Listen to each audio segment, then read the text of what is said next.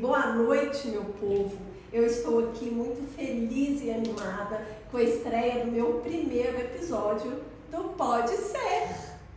Hoje eu vou tirar algumas dúvidas, na verdade eu não, algumas amigas, o pessoal da produção, porque eu não tenho dúvida de nada. Eu tô com uma convidada muito especial. Antes de começar, eu quero pedir para vocês seguirem, inscreverem no meu canal e ficar de olho nas minhas redes sociais para não perder nenhuma novidade, ok? Não me fazem raiva não, hein? Ó, vamos falar. Ela que é ginecologista, ela é sexóloga, ela é mãe da Antônia, ela tem quase um mini zoológico em casa. Ela que é esposa linda, está aqui. Estou muito feliz por ela ter aceitado o meu convite. Seja bem-vinda, doutora Maria Tereza! Obrigada! Obrigada por ter vindo! Eu que agradeço o convite. Fiquei muito feliz quando você me convidou. Acho que é uma oportunidade ótima para a gente conversar. E estou muito feliz de estar aqui hoje, compartilhando com vocês, batendo um papo sobre mulheres. Saúde de mulheres. Hoje vai ser um papo bem feminino. Ótimo. Hoje nós vamos bater um papo bem feminino. Acredito que muita mulher vai seguir a gente, vai querer saber e pode saber que não vai ser a sua primeira visita aqui no podcast. Já gostei, já adorei. Já estou convidada. Que bom, feliz eu, né? Olha só, estamos também aqui com a Érica, que vai fazer parte da mesa aqui com a gente, com todas as informações jornalísticas e dando apoio aqui com o Portal Tabloide. É um prazer fazer parte desse projeto tão lindo, né? Uma pessoa tão carismática quanto a minha Ismana, quando ela me convidou. Érica, vamos fazer parte comigo do meu projeto de ter um podcast? Eu falei, claro, tô dentro, trazendo aí bastante informação em forma de jornalismo para você. Obrigada, Érica, por ter acreditado. E minha produção, gente! Palmas para a base criativa, o Léo e a Aline. Lá na edição, hein? Então, vamos ao que interessa. Bora. É um assunto, assim, desde que eu me entendo por gente, é um tabu para nós mulheres falarmos esse tal assunto de sexo. Sim. Dentro de casa. Para homem, eu acho que é mais tranquilo, legal e tal. Pra gente, a gente tem que falar baixinho, a gente tem que esconder aquela coisa toda, né? Só que a gente está evoluindo. Eu vejo isso em casa. Eu, com a minha primeira filha, por exemplo, eu entrava em pânico quando tinha beijo, por exemplo, na televisão. Com as outras duas mais novas, eu já sou completamente mais tranquila. Tem que até ajuda com a minha terapeuta mesmo, que ela fala, gente, isso é questão de amor. Por que você está tampando isso? Por que elas não podem ver? Por que ainda, doutora Maria Tereza, é tão difícil para a mulher falar de sexo, sobre o assunto sexo? Menina, isso é tão importante a gente começar a falar disso, porque isso é difícil em todo, não só assim, igual você falou, na rua, em qualquer lugar, com a família, é difícil para as mulheres falarem na consulta às vezes, né? Porque, na verdade, se a gente for pensar a base educacional, digamos assim, de educação sexual que a gente tem uma educação sexual em que os homens podem e as mulheres não podem, né? Então, por exemplo, assim, o menino, quando ele entra na puberdade, geralmente ele já é ensinado, ele já tem ali alguém que vai explicar pra ele, né, as questões. E as meninas, ao contrário, tira a mão daí. Não tem incentiva, né? Os meninos, eles são até incentivados. Exatamente, eles vão comprar um playboy pra você, né? E as meninas, não, tira a mão daí, isso não pode ser feio, isso é pecado, né? Então, assim, a nossa base educacional, ela realmente é baseada no não pra mulher e no sim para o homem. Então, hoje a gente tem que aprender a desmistificar isso, né? A construir e a mostrar para as mulheres que sim, a gente pode enxergar a sexualidade de uma forma positiva. Que a gente não pode enxergar a sexualidade como algo negativo, algo proibido, algo que vai trazer culpa, né? Muitas meninas, quando tem o processo de toque, de autoerotização, elas se sentem culpadas por estar fazendo isso. E isso começa quando? Geralmente na puberdade, né? Quando a gente tem um boom hormonal, tanto para os meninos quanto para as meninas, né? Então, assim, as transformações hormonais, então, assim, digamos ali, quando vem a primeira menstruação, é mais ou menos ali que começa a despertar. A gente sabe que pode ser mais precoce e hoje em dia as coisas estão muito precoces, Sim, né? Sim, Tudo é muito precoce porque os muita estímulos, informação. muita informação, os estímulos são muito precoces. E é uma coisa, inclusive, que a gente tem que ter cuidado, porque eles têm acesso à informação de baixíssima qualidade o tempo todo. Inclusive, né? Na palma eu- da mão na o palma tempo da todo, mão, né? o tempo todo. Eu, por exemplo, que sou mãe, eu sempre tive dúvida quando iniciar essa conversa com as meninas. Tem idade? Tem... eu, assim, sempre tive essa dúvida. Acho que muita gente aí Sim. tem essa dúvida. Isso é tão importante a gente falar sobre isso. Eu estava conversando com a Giovana, pediatra, outro dia, sobre essas questões e quanto que é importante a gente falar sobre isso. Porque, assim, a menina, o que eu oriento? A menina menstruou, ou você está vendo que ela já está prestes a menstruar, leva numa consulta. Mas não é uma consulta para eu examinar, para eu expor, é uma consulta para eu conversar com ela. E aí, sempre que, assim, ela tiver qualquer dúvida, às vezes eu vejo as mães têm medo de conversar. Por quê? Porque elas acham que conversar vai estimular. É o tabu e voltando lá entre as mulheres. Mas ainda tem isso hoje ainda, Gente, doutora. gente, Porque isso tem muito. tinha 30 anos Não, atrás, gente. gente. Eu tenho Tem 46 muito. anos e isso tinha na minha época, porque olha só, a minha mãe me levou, eu menstruei com 12 anos, a minha mãe foi me levar na minha primeira consulta ginecológica, eu tinha 16 anos porque eu tinha começado a namorar. Olha só, isso há 30 anos atrás. Ainda tem isso hoje em dia? Não, gente, tem muito. Assim, a gente falar sobre sexualidade com o adolescente é difícil, muitas vezes não pelo adolescente, porque quando eu converso, eles sabem mais do que eu, dependendo. Porque eles têm acesso a muita coisa que hoje eu não em vou dia, olhar, assim, né? Então, assim, os pais têm medo, com as meninas principalmente, né? Eu nunca tive um adolescente do sexo masculino, mas as meninas, os pais têm muito medo. E assim, o que eu ouço dos adolescentes é tipo assim, minha mãe, não posso nem falar sobre isso. Se eu falar com isso com a minha mãe, ela vai me pôr de castigo, ela vai me proibir. Então assim, só que muitas das que falam assim já estão tendo relação. E aí que tá o meu... Aí que tá o perigo, né? Aí que tá o B.O. Exatamente. Porque assim, a gente sabe que gravidez na adolescência é uma questão de saúde pública, né? Então assim, aumenta o risco para a mãe, aumenta o risco para o filho. Então assim, nessa hora eu tenho que conversar muito. E eu sempre falo para elas, vamos contar para sua mãe?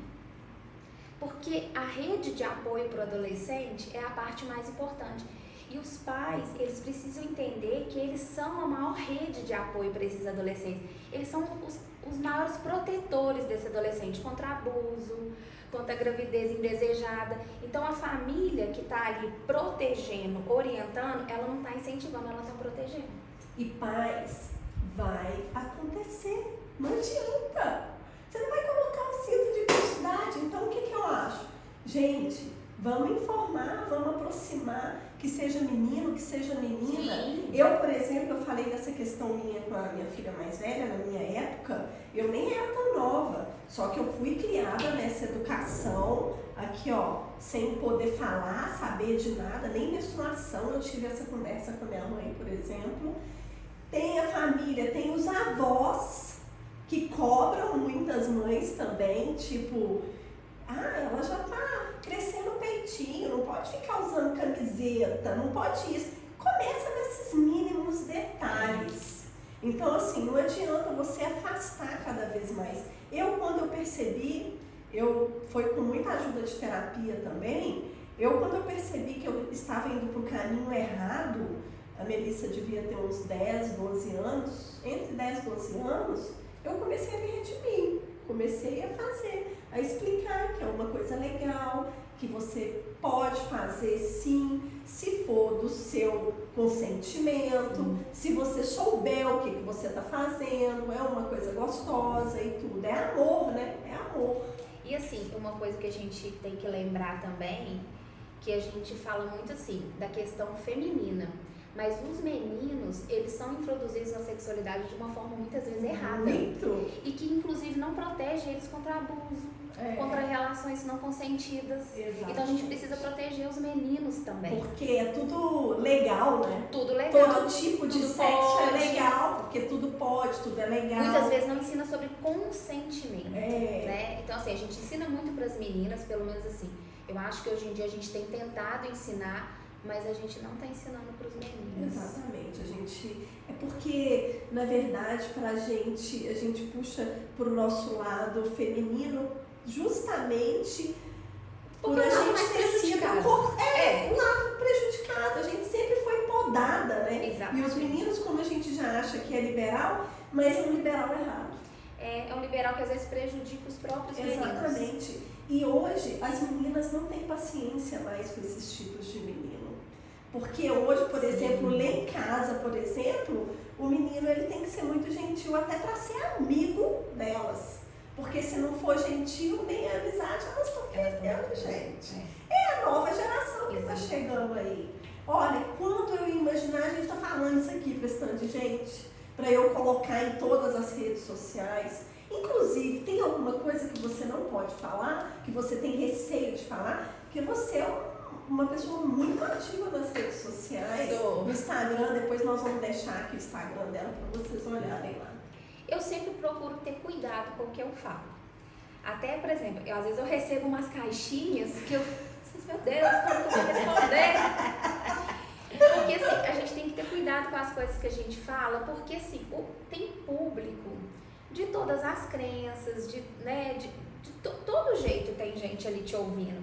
E o jeito que você fala, você tem que tentar chegar em todo mundo, nem que seja um pouquinho. Então assim, eu sempre tenho cuidado com o que eu falo. E eu sempre falo coisas assim, o que eu falo baseado em coisa científica, naquele trem, eu acho, não. Tem estudo, isso mostrou, isso é importante. Eu não gosto de ficar também, assim, acho que não precisa de ficar polemizando na rede. Vulgarizando. Porque a gente já tem muita vulgaridade e as mulheres sofrem muito com isso, não precisa disso mais, entendeu? Eu vi no seu Instagram você falando, eu acho que foi de uma caixinha, você falando sobre a masturbação feminina, né?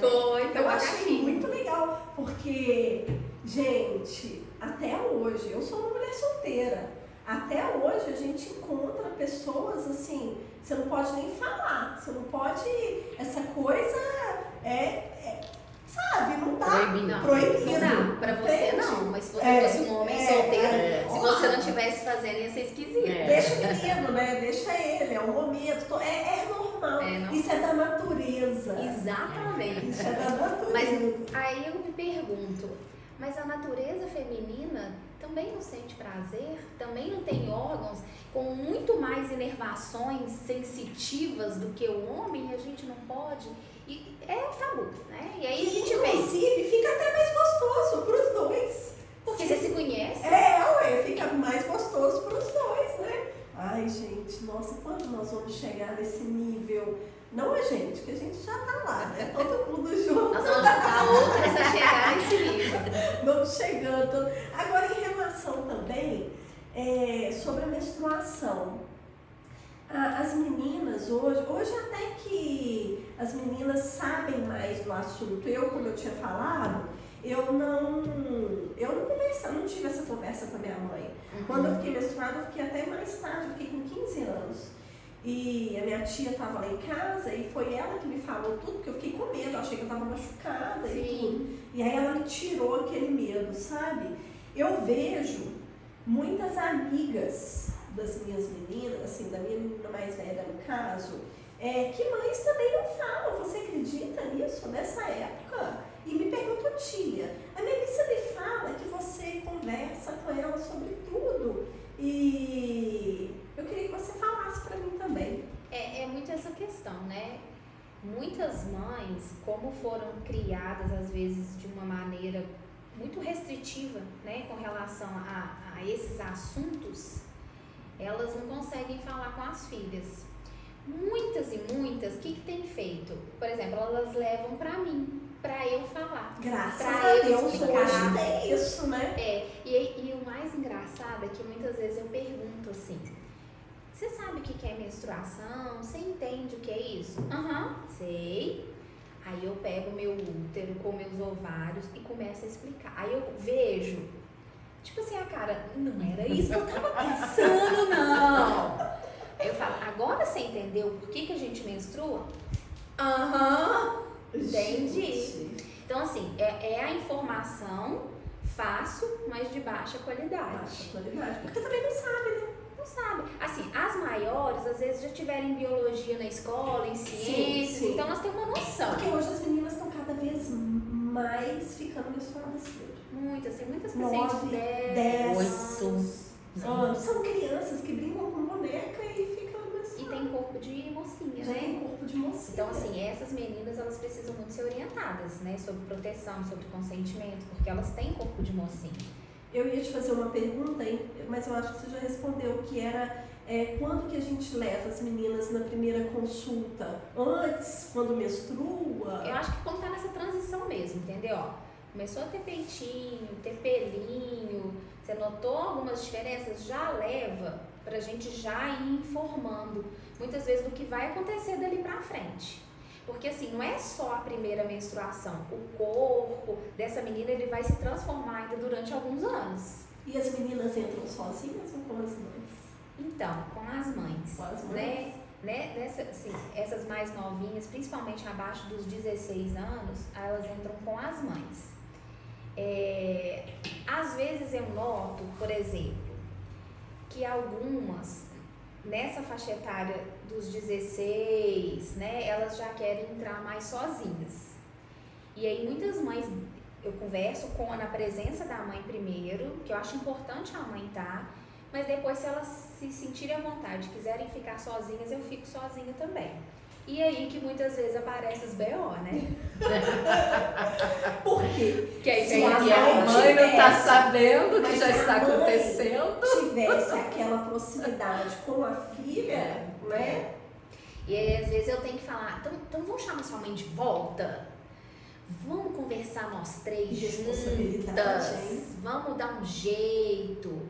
E assim, e às vezes eu consigo, sabe? Eu chamo a mãe de volta, vou tentando, vou contornando, porque eu preciso de alguém responsável que seja uma rede de apoio para proteger essa adolescente. Por exemplo, se uma adolescente, vamos supor, ela já perdeu a virgindade dela, já tem a vida sexual ativa, a mãe não sabe, mas ela quer tomar um remédio. Ela precisa ter uma contracepção, né? Ela precisa ter uma contracepção. Pois é. Então, assim, isso é super Inclusive, complicado. hoje também as médicas nem estão receitando muito remédio, né? Assim, ó, contraceptivo. A gente tem que fazer contracepção para essa menina, né, jovem, adolescente, que tem vida sexual ativa, ela tem que ter uma contracepção efetiva. E hoje em dia, nas adolescentes, de preferência, a gente dá a prioridade para métodos que não vão depender tanto dela. Então, por exemplo, assim, isso é uma pergunta que sempre é feita para mim. Pode colocar DIU em adolescente? Pode. A Sociedade Brasileira de Pediatria, inclusive, recomenda que as adolescentes que têm vida sexual ativa usem DIU, porque não vai depender delas. A gente vai colocar e vai ser um método altamente eficaz, que ela só vai fazer o controle e que vai, assim, diminuir demais a chance de uma gravidez na adolescência. Muito bom. E, inclusive, eu tinha até falado com a minha médica, que é a sua amiga, né? Nossa amiga, sobre eu tinha visto uma reportagem sobre um chipzinho do tamanho de um arroz que põe. Não, ele é assim, o Implanon? É, Para contraceptivo, isso. que implanta. Que implanta aqui. Antes nem precisava de ir pro bloco, eu não sei se hoje. Não precisa não. E é legal? É tranquilo. É um que não precisa. É um método de longa duração, ele dura 3 anos. 3 anos. 3 então. anos. Então, assim, Legal. para essas adolescentes, quanto mais independer delas, mais seguro para elas. E voltando a falar dessa questão de contracepção, doutora, eu tenho um relato para falar. Eu tive uma educação muito rígida, né? E com 17 anos eu precisei fazer uma cirurgia e eu fazia contracepção escondida da minha mãe, imagina. E eu precisei fazer uma cirurgia. E o médico simplesmente me perguntou se eu tomava e eu escondi, falei que não. E eu fui fazer as cirurgias, imagina que perigo que eu corri. Nossa, Sem dependendo saber. do que Porque, for, porque eu precisei tomar anestesia geral. Não, mas às vezes a questão do contraceptivo pode ter sido assim, pensando se fosse uma cirurgia ortopédica, alguma coisa assim, associada com risco de trombose, entendeu? Deve ser por isso que ele te perguntou. Exatamente, eu escondi, eu falei que não. Então, assim, Você vê. corri um perigo, não corri? Você pensa bem. Não era pra você ter escondido, né? Não é? Verdade. Gente, isso há quase 30 anos atrás, né? Mas muitas fazem Muitas, isso. Eu não quero. Então, vamos lutar para que as coisas, né, se não mudaram, ainda que mudem, né, mãe? Mamães, acordem! É como eu falei, vai acontecer. É. Ou você ajuda ela a ter uma vida sexual saudável, Consentida, protegida. consentida, protegida, ou ela vai fazer escondido, porque não tem como não acontecer. E aí, coitadinha, aí que vai dar B.O. Porque assim, eu acho que o que falta ter um entendimento é que informar não é incentivar, é diferente. É verdade, isso é bom dizer, viu? Informar não é incentivar. Ninguém vai ficar na consulta aqui. Você vai ter relação. É, Existe. não. Você vai ensinar ela a se proteger, você vai ensinar ela a entender o que, né, o que é consentimento, o que é proteção, que é uma IST, que é uma infecção sexualmente transmissível. É isso que é a informação. Vai ensinar que não é não. Que não é não. Então, Porque muitas vezes ela, sem ter segurança, ela vai ter uma relação com alguém, ou por pressão, ou Isso com medo de acontece perder. Isso acontece até dentro do casamento. infelizmente. Gente, dentro do casamento, o que muitas mulheres escutam? Eu tenho que fazer sexo com o meu marido, porque senão ele vai arrumar fora. É tipo, fala assim, eu sempre pergunto, né? Vida sexual. Ativa. Tá ativa, tá, não sei o quê. Mas assim, né? Não. Meio que por obrigação. Mas não pode, né? Que isso, assim, você come por obrigação, você tudo na sua vida por obrigação, a coisa que extremamente prazerosa, que é um momento ali de casal, de contato, de intimidade, de afetividade, aí você vai por obrigação. Aí você vai lá fazer lista de mercado enquanto tá tendo relação, olhar as teias de aranha na parede, ver o que tá acontecendo. E eu acho também que faz até perder a admiração. E a admiração faz parte Do entrosamento. do pilar ali do amor, né? Se você perde a admiração, aquilo ali não vai durar. A não ser que você seja completamente dependente do homem que está lá dentro da sua casa. É muito complicado, é bom a gente entrar nesse assunto, porque você deve escutar muitos relatos assim. As mulheres, eu acho assim, sem sexo não dá, senão você vira irmão dentro de casa. Você acaba que você cria uma relação. Isso é a minha opinião. Eu acho que fica ali uma irmandade, né? Tipo, amizade, né? Porque um relacionamento de homem e mulher, ter uma relação amorosa, gostosa, consentida, é muito saudável. Agora, se toda vez tem que ser por obrigação, Pra agradar o outro, né? ou para não perder, E onde fica o orgasmo nisso? Aí não tem, né, gente? Vamos a um dado? Aí o orgasmo pega a mala e ó, Vamos a um dado o então. sonhado Ele vai orgasmo embora. vai embora. E Agora não volta mais. os números não deixam mentir. 3 a cada 10 mulheres atingem o orgasmo durante o sexo. Nossa, só Segundo mostra a pesquisa A Revolução do Prazer, conduzida pela Sextech Lilith, com 3.500 mulheres com vulva cisgênera. Ao serem questionadas se atingem o clímax durante a relação sexual, apenas 30% afirmam que sim. Porém, quando o assunto se volta para a masturbação feminina, 72% alegam ter orgasmo. Ou seja, quando o assunto é entre os parceiros, a situação já tá ficando mais complicada, né, gente? Parte deve ser por conta da obrigação, Não é? né? Parte deve ser porque não sabe, não conhece nem o próprio corpo, nem ela, nem o parceiro. E parte, eu acredito que às vezes até tem e não sabe que tem. Falando de estudo, teve um estudo que foi feito no Brasil que a média de tempo da relação sexual, a média, né? De tempo da relação sexual do brasileiro é em torno de 14 minutos. Mas, quando a gente analisa a média de tempo que uma mulher precisa para uma boa ativação do clítoris, que é o nosso grande órgão do prazer, é em torno de 20 minutos. Então a conta não bate. Não bate, né? A conta não é. Tem coisa não sendo estimulada aí. E aí? Eu sempre falo com as mulheres, sexualidade, relação sexual não é igual a penetração. Tem muita coisa envolvida ali. Então não tem como você chegar num orgasmo se você tem uma plenitude sexual, você tem um prazer, se você mal começou ali, você nem ativou o seu clítoris, coitadinho, já foi lá pra penetração, não tem como. Vai dar errado, não vai ser prazeroso, não vai ser legal. Aí muitas mulheres ficam se sentindo assim, incompletas, chateadas no final da relação, porque realmente... Que inclusive muitas não fazem isso justamente pelo machismo do parceiro. Também. Porque não aceita. Eu já ouvi também relatos assim.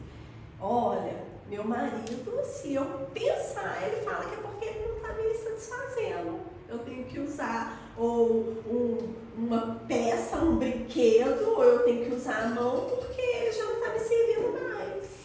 Por quê? Porque os homens, eles foram preparados para relação baseada só em penetração. Às vezes eles não entendem que para a mulher o prazer maior está ali no clítoris. E é claro que a gente tem prazer com penetração, Sim. mas o antes disso, né, para chegar na penetração, faz toda a diferença. Toda. O clima faz diferença. Tudo faz diferença. Eles têm que entender uma coisa, a mulher é diferente. Mulher é Como diferente. a gente sabe que eles são diferentes. Então a gente faz agradando, que é claro, quando a gente gosta, a gente quer agradar. E eles têm que entender que a gente é diferente e que tem que agradar, fazer da nossa forma e a gente faz da forma deles. Sim. Pra poder ficar completo, né não? Muitas vezes eu falo assim, quando o paciente, a mulher tem queixa sexual, e aí eu explico essas coisas, explico toda essa dinâmica feminina, como que é o funcionamento. Doutora, você fala com meu marido? Falo. Traz ele aqui e nós vamos conversar nós três. Que ótimo! Pode deixar que se eu arrumar um marido, nós vamos ter uma consulta Nós que três, é a gente. terapia sexual, Que é né? terapia sexual. Às vezes, assim, muitos casais, eles precisam realmente de terapia, né? Porque, assim, às vezes a gente vê, por exemplo, depois dos filhos, com o passar do tempo, as coisas, elas mudam muito.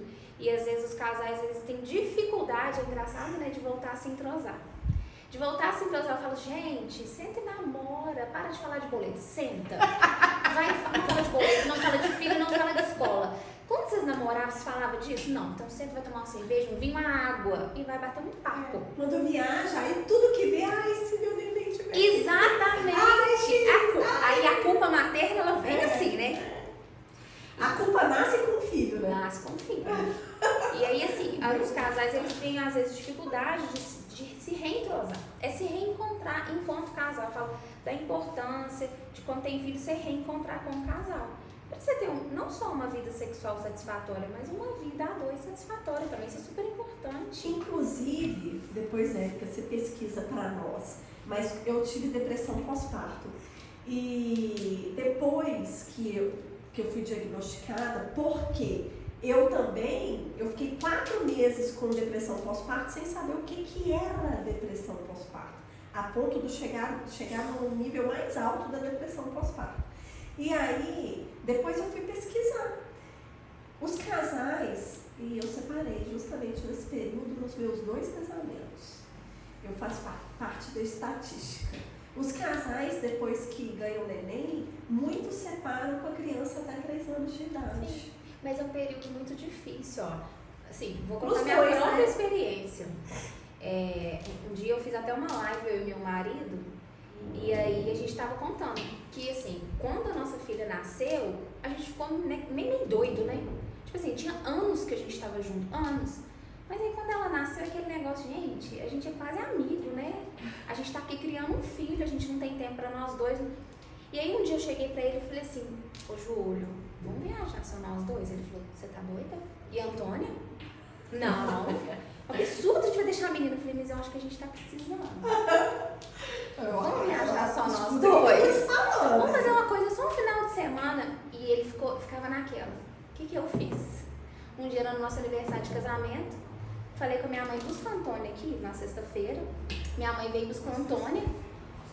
Ele chegou em casa, cadê o Antônio? Eu falei, tá em Carandaí com a minha mãe. Nossa. Falei, toma banho que a gente vai sair. A mala já tava dentro do carro, eu tava prontinha. Aí ele falou, onde que a gente vai? Eu falei assim, pega a estrada para Ouro Preto. A gente foi em Ouro Preto passar o final de semana. Depois disso, que seja, mas depois disso, nunca mais a gente deixou de fazer um final de semana por ano, tá bom? Só nós dois. Eu acho, precisa mesmo. Quem não tem essa sabedoria acaba que fica uma pressão muito grande. Inclusive, antes do casamento, eu costumo dizer para as amigas que antes do casamento, a mulher é totalmente ali com o marido, ela quer cuidar dele, Exatamente. é dele, ela é isso, é aquilo. Até os 3 anos, primeiro, a mulher não se enxerga como mulher, você Não. pode confirmar isso comigo. A mulher não enxerga como mulher, ela fica completamente no seu espírito materno, que é cuidando daquele bebê que precisa de você o tempo todo, você tendo que descobrir, e muitas vezes não tem a parceria do pai, dele fazer o que ele precisa ser feito, que é obrigação dele, 50-50. Sim. E aí acaba que a mulher fica nessa pressão. O homem também sofre, porque, coitado, eu sei que ele sofre, porque ele não tem mais a esposa que ele tinha. Ele não tem mais a esposa que ele tinha, então o que acontece? Ele começa a ficar depressivo. E às vezes ele vira só um coadjuvante, né? Coadjuvante. E quando ele fala alguma coisa assim,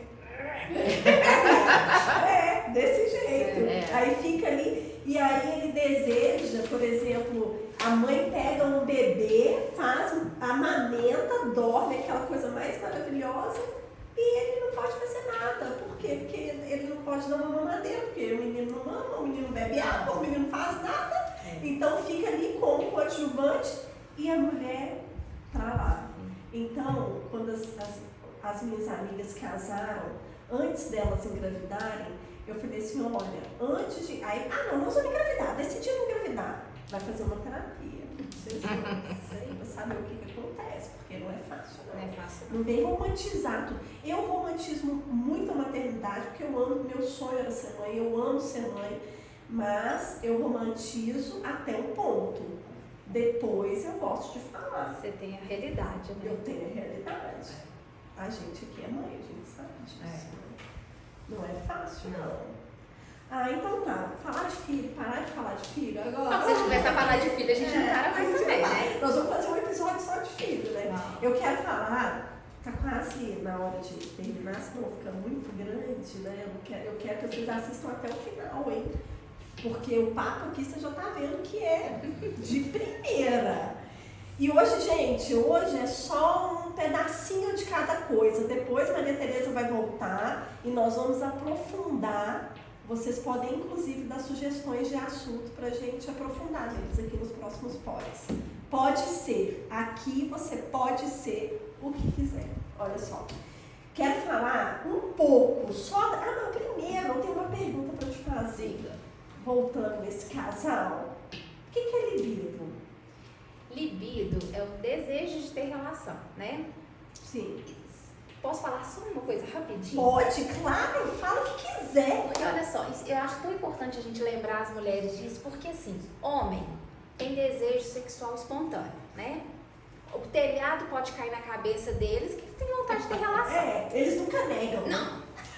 E isso é outra, eu acho que isso daí é até um tema que isso é importante, que isso para muitos homens é meio que aprisionante também, né? Imagina. Não posso negar, né? Mas não é o tema de hoje. Mas nós vamos falar, tá, gente? Já tem o próximo. Mas mulher não é em todas as fases da vida. Não são em todos os momentos que mulher tem desejo sexual espontâneo. E isso é muito difícil para as mulheres, porque elas acham que elas têm que ser uma máquina de desejo. E não é assim que funciona. A maioria de nós, na maioria das fases das nossas vidas, a gente vai ter desejo sexual responsivo. Ou seja, você não vai ficar pensando toda hora em ter relação, mas quando você é estimulada por uma parceria, quando você é estimulada da maneira que você gosta, que você se sente ali envolvida, aí o desejo vai aparecer. Então, mulheres, não se estressem. Não tem que ser uma máquina de desejo. A maioria das vezes não vai ser assim. É onde muitas vezes as mulheres falam que fazem por obrigação. Mas falta de estímulo Porque também, né? aqui, ó, é uma máquina e aqui não é. E ainda não tem estímulo. Não tem entrosamento. Todo dia. Se deixar, gente, pro homem, todo dia. Ele quer ter relação todo santo dia. Mas é igual você falou, a mulher é diferente. A mulher é diferente. E o que ela precisa ser estimulada, mas aí a gente entra, por exemplo, no assunto menopausa. Essa fase, porque eu escuto muito, eu tô com 42 anos. Então, assim, eu acredito que eu já tô próxima. Inclusive, senti um calor. Eu acho que eu já tô próxima. Eu queria entrar nesse assunto libido, inclusive foi assunto da gente debater um papo com umas amigas lá em casa, e algumas desse jeito, como toda mulher, só que depois dos 40 anos, elas têm uma fase que tem mais, eles falam até que é a idade da loba, não quero saber se isso é mito ou se é verdade, e na menopausa, se é normal perder, é lógico que deve ter um tratamento, né? Eu tenho medo de perder. Eu tenho essa dúvida. É meio assustador. Eu tô com 46 anos. Você falou aí, a partir dos 40 anos, idade da loba. Posso te dizer que é exatamente assim. Quando eu fiz 40 anos, eu passei a me sentir na minha melhor fase. Dos meus 40 aos meus 45 anos, foi a minha melhor fase do chamado libido, né, doutora? Que libido é o seu desejo sexual, tô certa? Tá certo. Foi a minha melhor fase. Eu enlouquecia o meu marido. E olha que a gente já tinha 20 anos de casado. Ele quase não dava conta de mim, sabe? Eu realmente... Pelo amor de Deus, mulher! Pelo amor de Deus, mulher, que fogo é esse que você não teve nem quando a gente era início de casamento, que você tinha 20 anos de idade. Mas é sério, eu passei 5 anos com um fogo maravilhoso. Gente, em janeiro agora eu fiz 46 anos e eu comecei a decair. Eu estou entrando na menopausa e é assustador. E aí eu trouxe mais um dado aqui falando sobre a menopausa. Dados do Estudo Brasileiro da Menopausa, realizado em 2022, com mais de 1.500 brasileiras, apontam que a idade média para entrar na menopausa no país é aos 48 anos, mas é normal que ela aconteça entre os 45 e 55 anos. Segundo o IBGE, a expectativa de vida das brasileiras é de 80,5 anos. E aí, quando eu comecei a ler e pesquisar que as brasileiras entravam na menopausa aos 48 anos, eu fiquei assustada. Eu falei, meu Deus, mas eu só tenho 46. E aí eu fui procurar a doutora Maria Tereza. Isso é reversível, né? E aí, doutora? Ela falou, calma, Érica, agora eu vou passar pra ela. Socorro! Assim, essa questão assim, da expectativa de vida é super importante a gente falar, porque assim, a expectativa da mulher está aumentando muito. Não só a expectativa de vida, como assim, de viver mais, mas elas querem viver mais com qualidade, né? É engraçado porque, assim, quando você olhava uma mulher de 60 anos, um dia eu fiz as contas e eu pensei na minha avó com 60 anos, eu falei, cara, ela era uma velhinha. As mulheres de 60 hoje, elas não são velhas. Elas não são, elas estão em plena atividade, elas estão fazendo atividade física, elas estão viajando, elas querem ter uma vida sexual positiva. E a gente sabe realmente, assim, existem muitas mudanças nas mulheres. Claro, começa com 40, mas depois dos 45, 46, que é o que a gente chama de perimenopausa, essas mudanças vão ficar mais intensas mesmo, né? Porque assim, a gente tem uma falência ovariana. O ovário, ele para de ter produção hormonal mesmo, é o ciclo da vida, porque a gente para de ovular. E aí essa baixa do estrogênio, a questão é a baixa do estrogênio para a mulher. E isso vai implicar o que eu sempre falo, da ponta do cabelo à ponta do pé vai ter mudança. E é claro que o libido, a vida sexual, essa daí muda muito, né? Mas igual você falou, isso é reversível, tem que fazer. Gente, tem muita coisa para fazer, né? Muita coisa. A gente pode mudar muito a qualidade de vida. É o que eu sempre falo para os pacientes que estão na perimenopausa, que ainda não entraram na menopausa. Pense que você vai fazer uma poupança para sua pós-menopausa. É agora que a gente vai começar a melhorar a sua qualidade de vida para quando você estiver na pós-menopausa, você estar bem.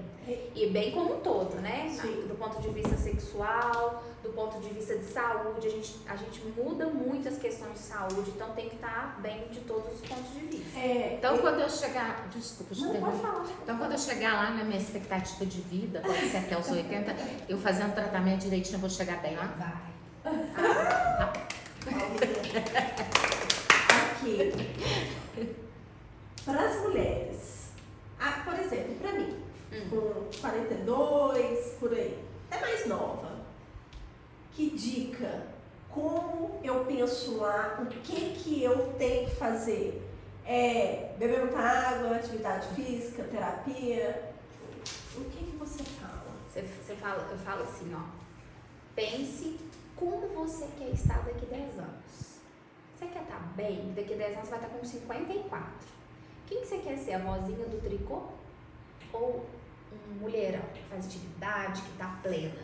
Então, é agora que você vai trabalhar para isso. Então, assim, ter uma alimentação saudável, eu falo, não é fazer dieta igual uma doida, é ter uma alimentação saudável, é ter qualidade alimentar, qualidade de atividade física, qualidade de vida. Quanto mais você tiver qualidade de vida agora, melhor vai ser sua pós-menopausa, porque a conta vai chegar, a conta da menopausa ela chega.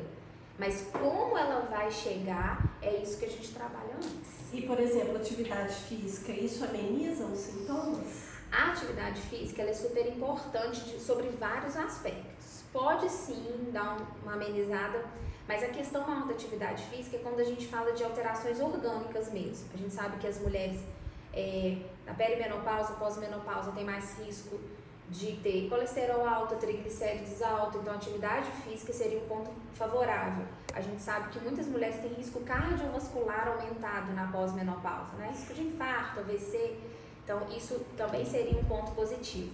E a atividade física com carga é comprovadamente um fator protetor para osteoporose.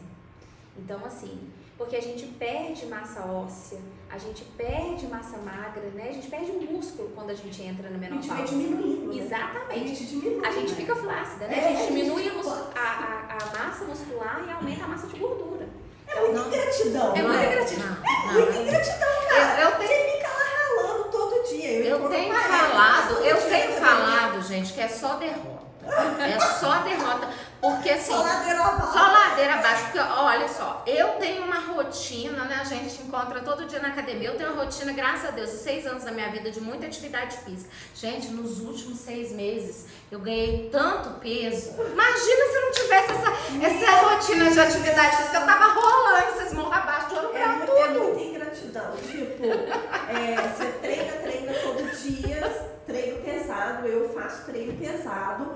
E aí, por exemplo, eu vou viajar, aí eu fico uma semana fora. Primeiro, tô toda mole. Segundo, não aguento pegar nem um terço do que eu pegava. Uma semana. Agora, imagina quem não faz e ainda entra na menopausa sem esses cuidados. Sim.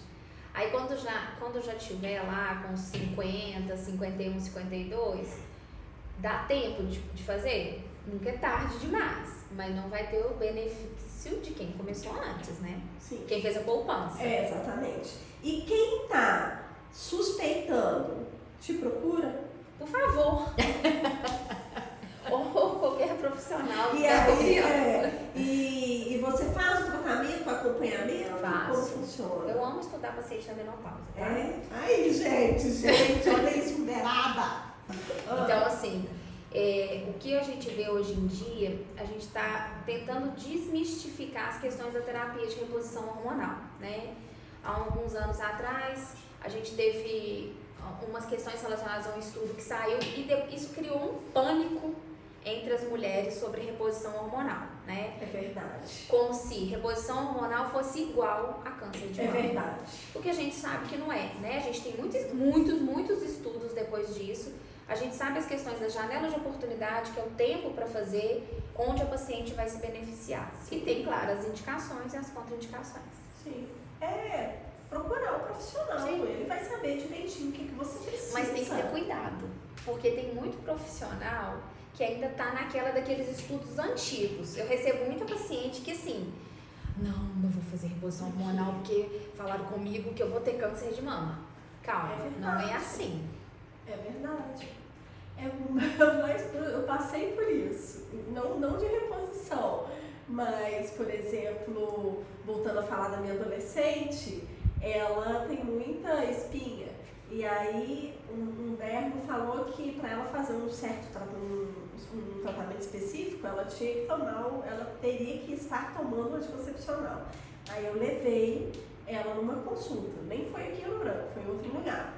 E aí lá ela não quis receitar, falou, não vou receitar o hormônio para você só tem essa idade e eu não vou receitar. E agora eu tô à procura de outro para poder levar. Só que assim, é muito além do hormônio, é a autoestima, é a forma que ela quer seguir a vida e vai de encontro a isso que você está falando. Não tem como, não vem escrito na testa. Eu aconselho, por mim, se fosse eu chegar no profissional e ele falar, não, eu não vou te receitar isso porque isso vai te dar câncer, isso é errado. Primeiro, tá bom, escutou, sai de lá e marca outro. Assim, eu acho que você tem que mostrar, entendeu? Tudo tem risco? Tudo tem risco. Se você atravessar a rua, você pode ser atropelado. Ela falava, a diferença do veneno e do remédio é a quantidade. Exatamente. Então, assim, por exemplo, o caso da sua menina. Só por um tempo, eu acho que tem que analisar, entendeu? Você não vai, por exemplo, assim, às vezes, muitas meninas muito jovens começam a usar por alguma questão. Aí ela chega lá pra mim com 30 anos, usou 15 anos, eu quase infarto. Porque usou de forma desnecessária. Mas se for por um tempo, se precisar, eu acho que tudo na vida é conversado e ponderado, entendeu? É só por um tempo. Porque esse tratamento tem que estar. Mas tá bom. A gente tá chegando ao fim, infelizmente. Nossa, passou muito rápido. Não dá pra parar esse relógio aí, não. Tem muito assunto aqui ainda. Nem parece que eu tô acordada desde 5h30. Mas quero que você fala aonde você atende para as nossas mulheres lindas poder procurar você. Quem tiver dúvida, quem quiser a doutora Maria Tereza como ginecologista, quem quiser ela como sexóloga, tratamento nessa área, eu quero que ela vai falar para vocês aonde que ela atende, como funciona. Eu sei que tá vindo novidade aí. Vai ser muito bom, porque eu não consigo marcar consulta, nem na clínica, e nem na fundação, e nem em lugar nenhum. Eu tenho que sair daqui de Ouro Branco para ter consulta com vocês. Não é não? Com você também é assim? Não. Com você também é assim, né? Essa está sendo a reclamação de muitas mulheres aqui na nossa cidade. Vamos sair trazendo gente para cá, profissional para cá, ou anda logo com essa novidade? Não, a minha novidade ela vai ser por agora, tá? Pro Que primeiro semestre, gente. Primeiro semestre, finalmente, assim, eu vou ter um lugar que eu vou atender as minhas pacientes do jeito que eu sempre quis. Ai, que lindo. Vai ser do meu jeitinho. Ai, que bom. E assim, eu tô tão feliz que você não imagina. Ai, que bom. Porque assim, eu acho que feliz as com mulheres você. merecem um acolhimento, um atendimento, porque assim, não é só o meu atendimento. a experiência do lugar, Exatamente. Sim, A você energia, isso, seu lugar. a energia do lugar. Tudo né? faz diferença. Tudo faz diferença pra gente até se abrir, né? Pra gente criar uma confiança, uma intimidade.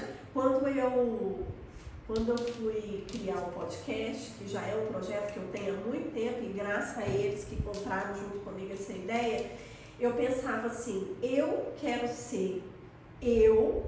Por quê? Porque eu quero criar essa intimidade com o público, eu quero que eles se enxerguem em mim. Eu não quero ser perfeita, eu quero falar coisa errada.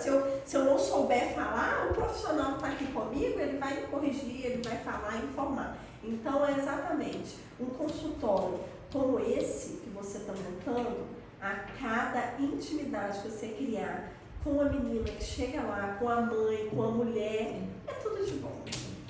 Acabando, só fica aqui no essa plaquinha. Tá acabando. Ó, obrigada. Eu que agradeço, Obrigada, foi um prazer, obrigada. prazer Foi imenso. uma delícia te conhecer, o nosso Também, papo também. foi uma delícia. Eu quero que você volte mais agora pra gente aprofundar nesses assuntos. Hoje só foi uma passada, assim, um leque abrindo para eles verem o que a gente pode trazer para cá.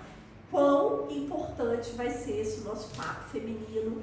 E eu quero trazer um papo masculino também, né, Sim. gente? Porque eu acho que vai ter muitos pais que vão assistir aí.